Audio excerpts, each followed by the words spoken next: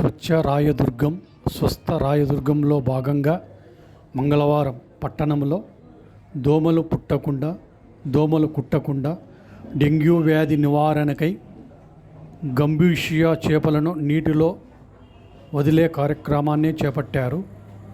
పట్టణంలోని పాలబావిలో స్థానిక ఎమ్మెల్యే కాలువ శ్రీనివాసులు చేపలను నీటిలోకి వదిలే కార్యక్రమానికి శ్రీకారం చుట్టారు.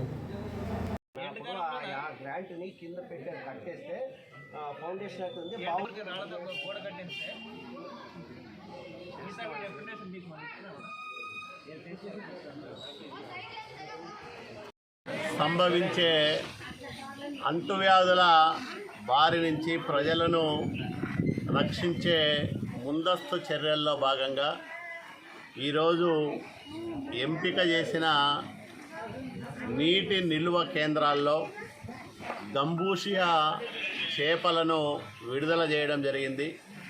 రాయదుర్గం నియోజకవర్గానికి 35,000 గంబూషియా చేపలు వచ్చాయి. ఎంపిక చేసిన 13 నీటి కుంటల్లో వీటిని వదిలి ఆ కుంటల్లో బ్యాక్టీరియా ప్రబలకుండా తద్వారా అంటువ్యాధులు వ్యాప్తి చెందకుండా ఉండడానికి ఈ కార్యక్రమం చేశాం. రాయదుర్గం నియోజకవర్గంలో ఎక్కువ మంది పేదలు నిరుపేదలు ఉంటారు. వాళ్లకు మలేరియా డెంగ్యూ లాంటి జ్వరాలు వస్తే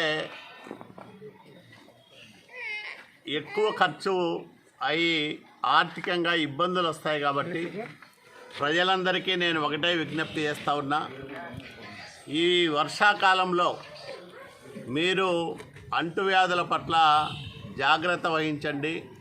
ముఖ్యంగా జ్వరాల బారిన మీరు మీ పిల్లలు పడకుండా వేడి చేసి చల్లార్చి నా నీటినే తాగండి. పరిశుభ్రమైన వాతావరణంలో మీ ఇంటిని ఉంచుకోండి. ప్రతి ఫ్రైడేను డ్రై డేగా మీరు అమలు చేసుకోండి. ప్రతి శుక్రవారం మీ ఇంట్లో ఉన్న పాత్రలు, నీటి నిల్వ చేసే డ్రమ్ములు కానీ వీటన్నిటిని క్లీన్ చేసుకొని మళ్ళీ కొత్త నీటితో వాటిని నింపితే మీ దగ్గర బ్యాక్టీరియా ప్రబలకుండా ఉంటుంది.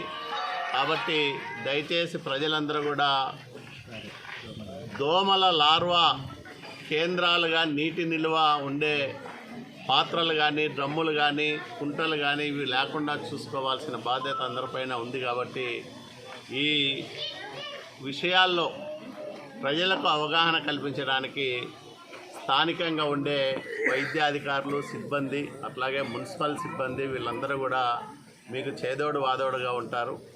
అందరూ అప్రమత్తంగా ఉండి ముఖ్యంగా చిన్నపిల్లలకు ఈ జ్వరాలు రాకుండా అందరూ కాపాడుకోవాలని నేను రాయదుర్గం ప్రజలకు విజ్ఞప్తి చేస్తూ ఉన్నా.